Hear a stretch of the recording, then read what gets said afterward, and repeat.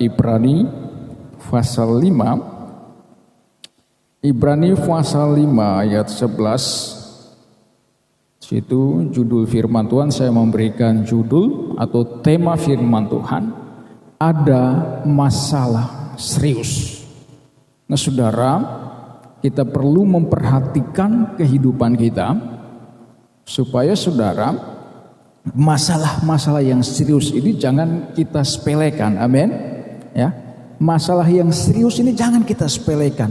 Bahaya saudara, hal-hal yang kecil tapi serius. Nah, masalah-masalah ini yang membuat kita terhambat dari berkat Tuhan. Masalah-masalah yang serius ini bisa jadi menghambat kita untuk masuk dalam surga yang kekal. Sebab itulah tujuan hidup kita. Amin. Oleh sebab itu firman Tuhan berkata dalam kitab Yudas pasal 1 di situ mengatakan demikian di dalam ayatnya yang ke-5 dan ayat 6. Dikatakan di situ bahwa sekalipun Tuhan menyelamatkan umatnya dari tanah Mesir, namun sekali-kali Dia membinasakan mereka yang tidak taat. Memang Tuhan menyelamatkan umatnya dari perbudakan di Mesir, tetapi kita tahu dari firman Tuhan, dalam perjalanan mereka di padang gurun banyak yang dibinasakan. Yang masuk tanah perjanjian hanya umur 20 tahun ke bawah, kecuali Yosua dan Kaleb. Kenapa? Karena mereka mulai melihat sebuah masalah yang begitu besar. Mereka melihat diri mereka seperti belalang. Ini serius saudara. Sehingga mereka mengeluarkan perkataan, lebih baik kami mati di padang gurun ini daripada kami masuk tanah Kanaan. Dan Tuhan berfirman dalam kitab Bilangan pasal 14, seperti yang kamu katakan, demikian aku akan buat kepadamu. Akhirnya apa? Umur 20 tahun ke atas mati semua di padang gurun, kecuali Yosua dan Kaleb. Karena dua orang pengintai ini, Yosua dan Kaleb mengatakan, memang masalahnya besar, tantangannya besar, tapi kita maju sebab Tuhan bersama dengan kita. Sehingga ada kemenangan yang besar terjadi. Ada masalah yang serius. Memang Tuhan menyelamatkan kita. Dia mati di atas kayu salib menebus dosa kita. Tapi kita perlu ingat, Dia akan membinasakan mereka yang tidak taat. Oleh sebab itu kita belajar, kita perhatikan hal-hal yang serius ini. Kenapa kita belum diberkati Tuhan? Kenapa hidup kita begini? Ada masalah-masalah yang serius yang kita harus perhatikan di dalam hidup kita, saudara. Next. Ibrani pasalnya yang ke-5 ayat 11. Mari kita bangkit berdiri. Kita akan baca bersama-sama firman Tuhan ini. Ibrani pasal 5 ayat 11. Ya, 1, 2, 3. Tentang hal itu banyak yang harus kami katakan, tetapi yang sukar untuk dijelaskan, karena kamu telah lamban dalam hal mendengarkan. Puji Tuhan. Silakan duduk. Ya, penulis kitab Ibrani mengatakan tentang hal itu banyak yang harus kami katakan, tetapi yang sukar untuk dijelaskan. Karena kamu telah lamban dalam hal mendengarkan. Lamban. Ini serius saudara. Persoalan-persoalan yang serius. Kenapa firman Tuhan berkata demikian? Kalau saya bacakan dalam ayat 1 Ibrani pasal 5 ayat 1, sebab setiap imam besar yang dipilih dari antara manusia ditetapkan bagi manusia dalam hubungan mereka dengan Allah, supaya ia mempersembahkan persembahan dan korban karena dosa.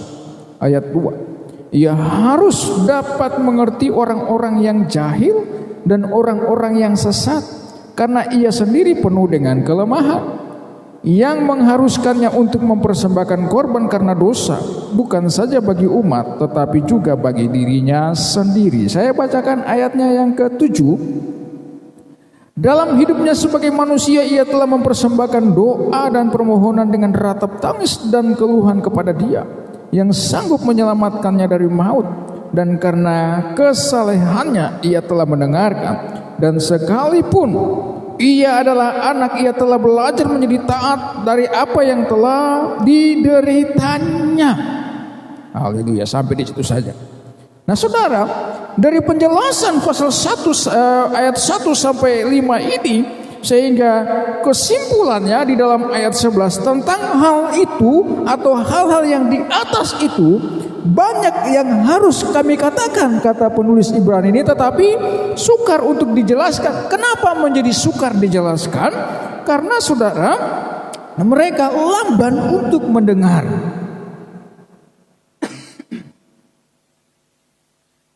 Lamban untuk mendengar. Next. Baik, kita lihat. Jika ada orang yang badannya bertumbuh besar, namun kelakuannya masih seperti balita atau anak-anak, pasti ada masalah yang serius dengan dirinya. Ya, pasti ada masalah yang serius dengan dirinya. Demikian juga dengan kekristenan kita. Tujuan utama orang percaya adalah dapat mencapai kedewasaan rohani. Jadi jangan kita menjadi anak-anak Tuhan yang anak-anak secara duniawi, saudara ya. Anak-anak rohani kita harus bisa mencapai dewasa, sehingga ketika dijelaskan tentang hal yang di atas, kita bisa mendengar dan meresponnya dengan baik. Tetapi anak-anak betapa sulitnya untuk kita jelaskan hal-hal yang baik. Jadi kita harus dewasa secara rohani. Next. Ibrani pasal 5 ayat 2. Sebab sekalipun kamu ditinjau dari sudut waktu, sudah seharusnya menjadi pengajar, ya, karena sudah tua, dari kecil sampai besar anak Tuhan, saudara ya. Jadi dari waktunya kita anak Tuhan itu, saudara, harusnya kita sudah bisa mengajar, ya. Tapi dikatakan sini, kamu masih perlu lagi diajarkan asas-asas pokok dari penyataan Allah. Dan kamu masih memerlukan susu, bukan makanan keras. Masih suka susu. Ada begitu banyak anak-anak Tuhan di akhir zaman ini saya jumpai, saudara. Betapa senangnya dengar firman Tuhan yang berkat, kesejukan. Sehingga kita sanjung hamba Tuhan tersebut. Sama seperti jemaat di Korintus terpecah menjadi 4 bagian. Karena pandangan mereka keliru. Ya. Nah, saudara, kita lihat di sini. Kamu dikatakan masih memerlukan susu. Padahal dilihat dari waktu, usia pengeringannya akan Tuhan, di dalam pelayanannya akan Tuhan, harusnya dia sudah bisa mengajar. Tetapi dia masih suka memerlukan susu. Kenapa? Karena ketika tantangan datang, yang ada hanya protes pada Tuhan. Kita akan lihat sifat anak-anak. Next. Jadi kalau ada orang Kristen tidak mau bertumbuh, pasti ada masalah serius dalam dirinya. Tidak bertumbuh secara rohani, tidak menjadi dewasa secara rohani, pasti ada masalah dalam diri. Kita akan lihat sekarang apa masalahnya. Apa yang menjadi masalah sehingga kita tidak bisa bertumbuh secara rohani. Apa yang menjadi masalah? Kita lihat yang pertama, saudara, ada iri hati dan perselisihan. Anak-anak itu suka iri, ya. Anak saya 2, saudara, Gibi sama Iren. Kalau satu saya ajak ke sana, kakaknya tidak atau adiknya tidak, pulang, saudara, masih diam-diam. Tapi suatu saat ketika saya pergi lagi di sana, si adiknya atau kakaknya bilang, kemarin dia sudah pergi, sekarang saya yang pergi. Masih iri, saudara ya. Itu sifat anak-anak. Iri. Kalau diberikan baju yang satu tidak, pasti kecewa. Kok saya tidak diperhatikan? Demikian sebaliknya. Ada iri hati, setiap hari ada perselisihan. Saya pantau anak-anak saya saja saudara ya. Setiap hari saudara bisa berapa kali berantem, perselisihan. Lalu kalau saya godain, ya sudah kalau gitu, ayo kita ke sana. Saya ajak satu ke sana, mulai damai saudara ya. Damai, cepat damai supaya bisa dibawa dua-dua saudara. Ada perselisihan. Itulah sifat anak-anak yang tidak boleh ada dalam diri kita sebagai anak-anak Tuhan yang menjadi dewasa di dalam Tuhan. Amin. Jangan ada iri hati atau perselisihan. Kenapa saudara?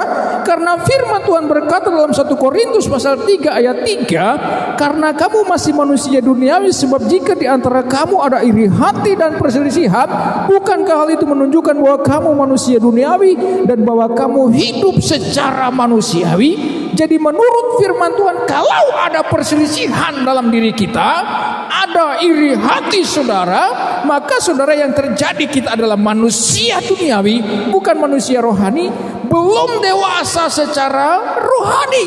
Sehingga apa yang terjadi? Kita tidak akan bisa mencapai sebuah sasaran, yaitu surga yang kekal. Jadi kita harus perhatikan ini. Ini serius ini saudara. Buat Tuhan ini masalah yang serius.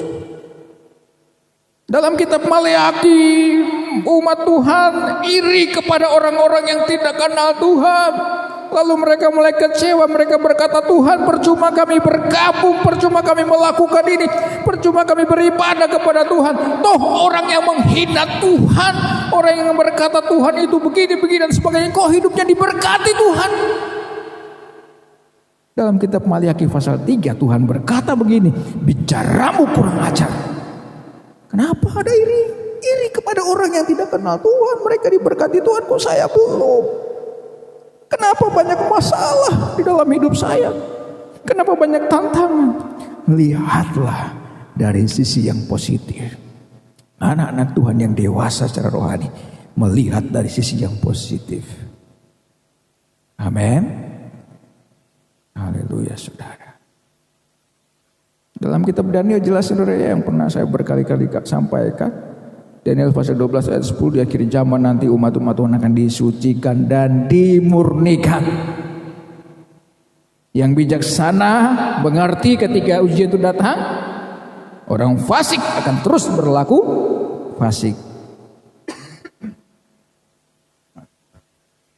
Puji Tuhan saudara. Ya maaf saudara, saya agak batuk sedikit. Belakang saya sudah suntik sama dokter di sini, punggung. Sembuh di sini, pindah di sini saudara ya. Di sini saya mau ke dokter lagi, dokter saraf. Saudara, karena akibatnya batuk, sudah lama saya batuk. Pas corona lagi saudara. Jadi sembunyi nahan batuk. Sebab dulu kalau batuk diberkati, sekarang batuk orang lari saudara. Menghindar. Jadi setengah mati saudara ya. Kalau saya kemana-mana, wah nahan setengah mati. Saya berusaha untuk nahan. Lagi ngobrol-ngobrol, jangan-jangan batuk, pada menghindar semua. Ini. Ya, baik. Puji Tuhan, kita kembali kepada kebenaran firman Tuhan. Iri hati. Jadi tidak boleh ada sifat iri hati, itu anak-anak. Kalau baru awal kita mengiring Tuhan, oh tidak masalah, itu masih anak-anak yang belum mengerti kebenaran firman Tuhan. Tapi kalau sudah sekian lama kita mengiring Tuhan, masih ada iri hati, itu harus, ini masalah serius ini. Bukan main-main, harus dibereskan. Jangan ada iri hati, jangan perselisihan. Kalau baru awal kita mengenal Tuhan, oh kita belum mengerti kebenaran, kita masih terus belajar. Tapi kalau sudah sekian lama kita ngiring Tuhan masih seperti ini terus, oh Tuhan bilang, wah ini serius. Next. Yang kedua, tidak berani mengambil keputusan. Selalu bertanya. Namanya anak-anak pasti bertanya kalau usia-usia pertumbuhan seperti umur-umur Iren gitu ya. 5-9 tahun. Pak, ini kenapa begini? ini kenapa begini, sampai stres juga sebenarnya. Ini lagi belajar ditanya, ini atas semuanya. Jangan turun di sini. Selalu tanya-tanya, kalau udah dijawab marah. Anak-anak begitu saudara. Tidak berani mengambil keputusan, selalu bertanya. Anak-anak Tuhan seperti kita harus berani saudara untuk mengambil keputusan. Sekarang puji Tuhan lebih rohani. Sekarang banyak anak-anak Tuhan selalu bertanya pada Tuhan, Tuhan saya mau ke sana, boleh enggak? Dulu umat Tuhan selalu bertanya. Daud ketika keluarganya ditangkap oleh musuhnya, dia bertanya pada Tuhan, Tuhan apa yang saya harus lakukan? Apakah saya harus mengejar? Apakah saya akan mengalahkan mereka? Tuhan berkata, kejarlah mereka, kuserahkan dalam tanganmu. Tapi sekarang seharusnya tidak saudara, karena Roh Kudus dalam diri kita. Kita jangan terlalu sering-sering bertanya, kenapa Tuhan saya mengalami masalah yang berat? Boleh enggak saya melangkah? Tuhan sudah berikan kita hikmat pengertian oleh Roh Kudus sehingga kita bisa memperhatikan apa yang harus kita lakukan, benar atau salah, atau apa yang kita lakukan saudara. Berani untuk mengambil keputusan. Orang dewasa saudara jarang sekali bertanya. Mungkin bertanya tapi jarang. Apalagi kepala rumah tangga saudara, harus berani mengambil keputusan. Nah tidak, gini. Saya ingat dulu Pak Dwi waktu awal-awal kerja sama Pak Edi, mau keluar nanti gimana ya? Saya bekerja gimana? Harus berani. Tidak mungkin, tapi bagi Tuhan pasti mungkin saudara ya. Semua jemaat Tuhan mungkin bertanya, kenapa seperti ini Tuhan? Tidak usah bertanya. Karena kenapa Tuhan berkata, yang ku hajar ku kasihi, yang kusesah ku akui sebagai anak. Pegang ayat firman Tuhan ini. Kalau kita mengalami banyak tantangan, lihat bahwa Tuhan sayang kita, Tuhan mengasihi kita. Amin. Berani mengambil keputusan, jangan selalu bertanya. Karena kita tahu kalau Tuhan di pihak kita, tidak ada lawan kita. Amin. Kita amini firman Tuhan. Kalau bertanya masih ragu-ragu, Tuhan ini gimana ya? Rasanya kita ingin supaya Tuhan langsung berbicara. Wah, luar biasa. Tapi sebenarnya Tuhan percayakan dalam diri kita untuk mengambil sebuah keputusan. Ingat saudara, setiap keputusan yang kita ambil pasti ada resikonya. Entah itu baik atau buruk. Di sini yang kita harus berani untuk mengambil setiap resikonya itu. Tapi yang jelas, keputusan yang positif menurut firman Tuhan. Amin. Next, kita lihat saudara. 1 Yohanes pasal 2 ayat 27, sebab di dalam diri kamu tetap ada pengurapan yang telah kamu terima daripadanya, karena tidak perlu kamu diajar oleh orang lain, tetapi sebagaimana pengurapannya mengajar kamu tentang segala sesuatu dan pengajarannya itu benar, tidak dusta, dan sebagaimana ia dahulu telah mengajar kamu, demikianlah hendaknya kamu tetap tinggal di dalam Dia. Ya, tahu saudara, ketika kita mengenal Tuhan, ada pengurapan, kuasa Roh Kudus. Urapan selalu berbicara tentang kuasa Roh Kudus. Pada zaman dahulu ketika raja dilantik untuk menjadi seorang raja harus diurapi. Imam-imam harus diurapi, disucikan dulu. Demikian juga dengan perabot-perabot yang lain. Harus ada urapan, diurapi. Dan saudara, di akhir zaman ini Yesus mati buat kita. Tubuhnya hancur, darahnya mengalir, sehingga dia berkata, aku berikan Roh Kudus kepadamu. Ada pengurapan yang tetap dalam diri kita, yang mengajar kita itu, fungsikan itu dalam diri kita. Amin. Bagaimana caranya? Baca firman Tuhan setiap hari. Amin. Baca firman Tuhan, renungkan. Kita lihat ada pengurapan Roh Kudus yang mengajar kita secara pribadi. Luar biasa saudara. Sehingga tidak perlu kita selalu bertanya. Memang penting saudara, kita bertanya supaya kita tidak salah. Karena dikatakan firman orang pepatah dunia, malu bertanya sesat di jalan. Boleh bertanya saudara. Boleh, bukan Tuhan larang untuk bertanya. Tapi saudara, jangan sampai hal-hal yang sepele pun kita juga bertanya.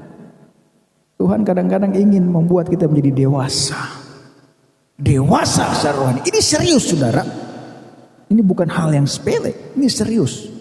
Anak-anak Tuhan yang dewasa secara rohani berani mengambil keputusan. Kalau sering bertanya berarti belum dewasa. Kita harus lihat dari kebenaran firman Tuhan. Apa yang saya lakukan, tindakan yang saya lakukan. Kita terus berdoa sambil berdoa.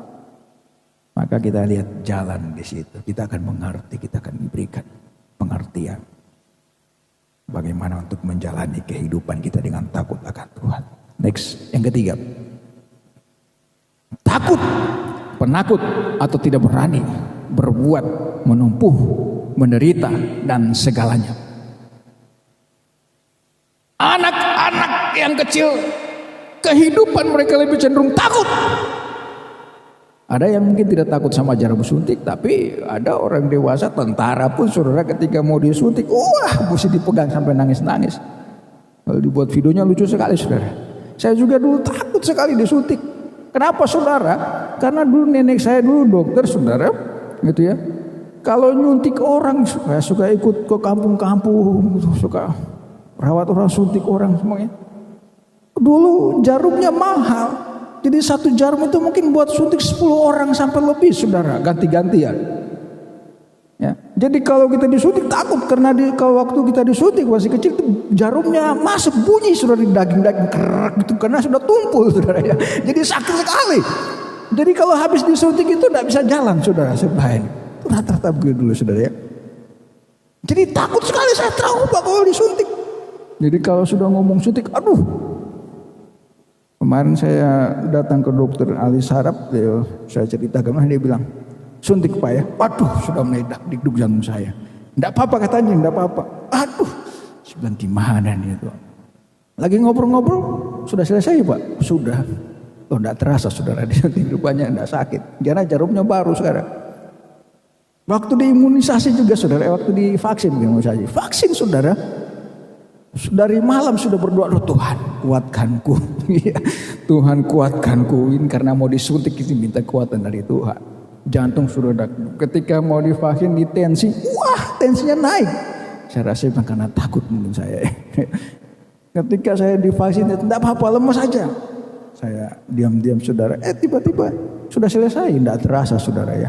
Beda kayak zaman dulu rupanya. Dulu karena sudah satu jarum suntik dipakai untuk 10-20 orang, jadi semakin tumpul. Kalau sekarang jarumnya lebih halus, lebih kecil, lebih tajam, jadi tidak terasa saudara ya.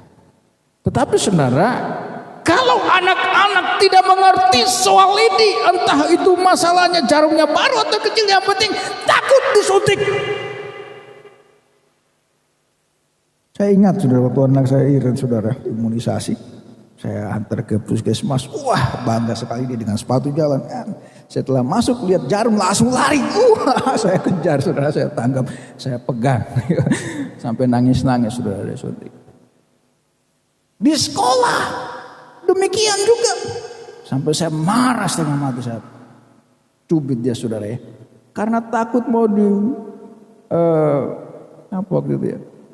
Sama juga divaksin juga, hampir rangkul di leher saya saudara. Tidak mau padahalnya tidak jadi di imunisasi. Sampai saya masuk di kelas pakai celana pendek lagi saudara waktu itu. Wah gimana ya Tuhan ini anak satu ini. Wah, karena takut. Penakut. Tidak berani untuk menghadapi masalah. Untuk menempuh sesuatu yang jalan yang sulit, mungkin takut nanti jatuh. Apalagi untuk menderita. Baru saya tunjukkan kayu sudah pada lari menangis, saya bilang jajar semua di sini harus sudah nangis saudara, harus. Takut untuk menderita dan sebagainya, belum dewasa. Tapi kalau sudah dewasa, kita akan berani. Karena firman Tuhan katakan, jangan kita menjadi anak-anak Tuhan yang penakut. Ini serius. Ini serius. Next. Lihat. Matius pasal 10 ayat 28. Wah, terlalu panjang ya. Saya geser sini sebenarnya nih. Dan janganlah kamu takut kepada mereka yang dapat membunuh tubuh, tetapi yang tidak berkuasa membunuh jiwa. Takutlah terutama kepada Dia yang berkuasa membinasakan baik jiwa maupun tubuh di dalam neraka. Matius pasal 10 ayat 29. Bukankah burung pipit dijual 2 ekor seduit? Namun seekor pun daripadanya tidak akan jatuh ke bumi di luar kehendak Bapamu.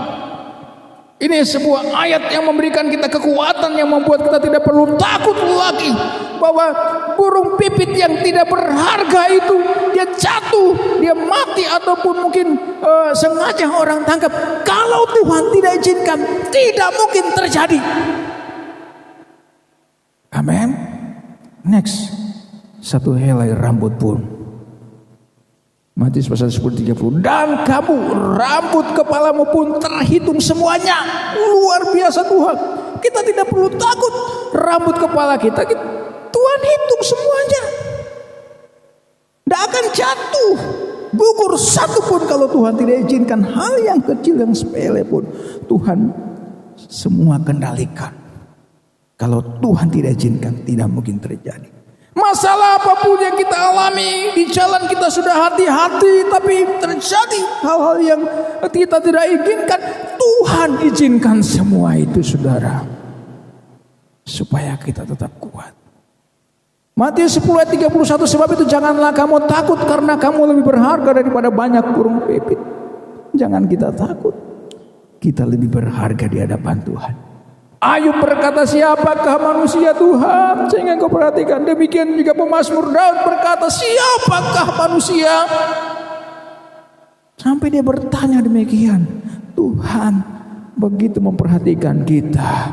Kita sangat berharga di mata Tuhan. Amin. Itu harus menjadi anak-anak Tuhan yang dewasa. Ini serius, saudara. Amin. Serius, ini harus diperhatikan. Inilah penghambat berkat Tuhan tidak sampai dalam hidup kita. Kitab Ayub pasal 42 ayat 2. Aku tahu bahwa engkau sanggup melakukan segala sesuatu, dan tidak ada rancangan Tuhan yang gagal. Tidak ada satupun rancangan Tuhan yang gagal buat hidup saya dan saudara. Yeremia 29 ayat 11. Rancanganku bukanlah rancangan kecelakaan, tapi hari depan yang penuh dengan kebahagiaan. Itu rancangan Tuhan. Dalam keadaan tekanan kehidupan yang berat, bangsa Israel mengalami tantangan yang berat, dibuang ke Babel. Lalu Yeremia menuliskan surat kepada mereka. Tuhan sudah merancangkan rancangan, bukan rancangan kecelakaan, tapi mereka lagi dalam masalah. Ada hari depan yang penuh dengan kebahagiaan. Hari depan itu, ya, kita lagi dalam proses. Firman Tuhan berkata dalam kitab Matius pasal 5 ayat 48. Haruslah kamu sempurna sama seperti Bapamu di surga adalah sempurna. Bagaimana untuk menjadi sempurna? Tidak instan. Ada proses yang harus kita hadapi. Kita seperti tanah liat di tangan Tuhan. Makanya berkali-kali saya katakan, di tangan Tuhan selama dalam dunia ini lebih banyak tidak enaknya daripada enaknya, tapi ujungnya menuju kenikmatan. Karena di tangan Tuhan kita seperti tanah liat, dibentuk sedemikian rupa, dibentuk kalau masih ada batunya, kerikilnya belum halus, diinjak-injak lagi. Itulah tanah liat. Tuhan berkata kepada Yeremia, demikianlah umatku di tanganku. Di tangan Tuhan. Jangan saudara beranggapan enak. Tidak, saudara.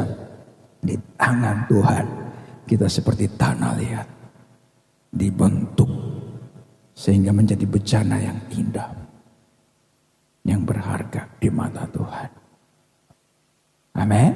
Jadi ada hal-hal yang serius yang kita perlu perhatikan supaya berkat Tuhan mencapai kehidupan kita. Banyak berkat Tuhan, kekuatan, kesehatan, berkat jasmani, berkat rohani, ya, berkat yang melimpah, berkat jasmani. Banyak berkat Tuhan. Kalau kita tidak sehat, bagaimana kita bisa bekerja? Kita harus minta supaya Tuhan kuatkan. Tuhan memberikan kita kekuatan. Amin. Tuhan begitu mengasihi kita. Dia inginkan kita menjadi anak-anak Tuhan yang dewasa. Ya. Jemaat yang berkualitas. Banyak pencobaan, banyak tantangan. Tapi Tuhan tidak mau kita menjadi seperti anak-anak kecil. Ini serius sekali, saya ulang-ulang kali katakan. Karena kita menjadi anak-anak Tuhan yang dewasa.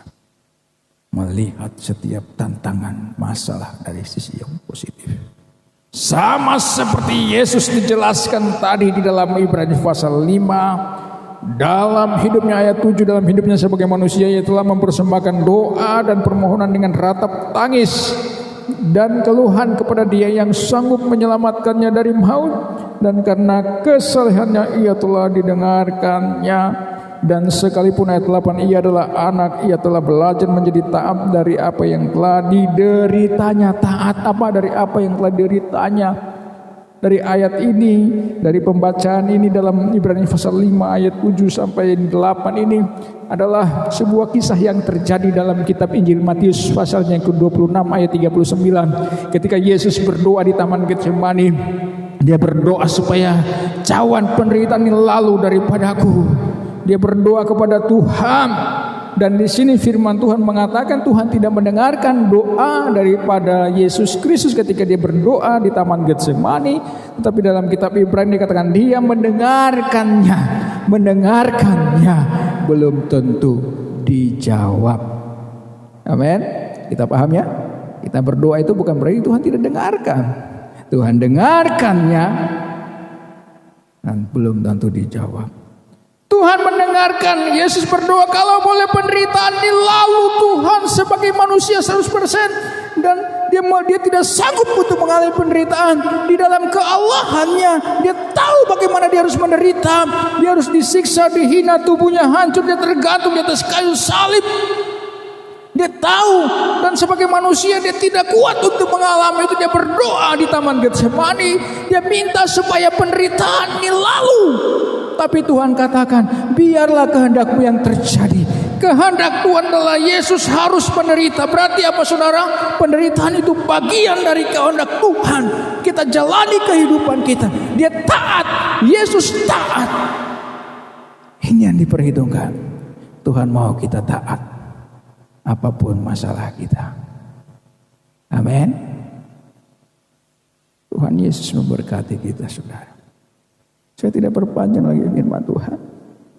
Yesus pun sebagai manusia dia tidak tahan, tidak kuat mengalami tantangan. Tapi itu harus dialami. Kita sebagai pengikut Tuhan, bukan firman Tuhan bukan menakuti kita, tapi kita bersiap.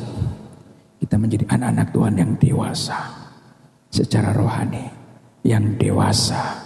Dia akan menjadi anak-anak Tuhan yang bijak. Untuk menjadi bijak, menjadi dewasa, dengar dan lakukan apa yang Tuhan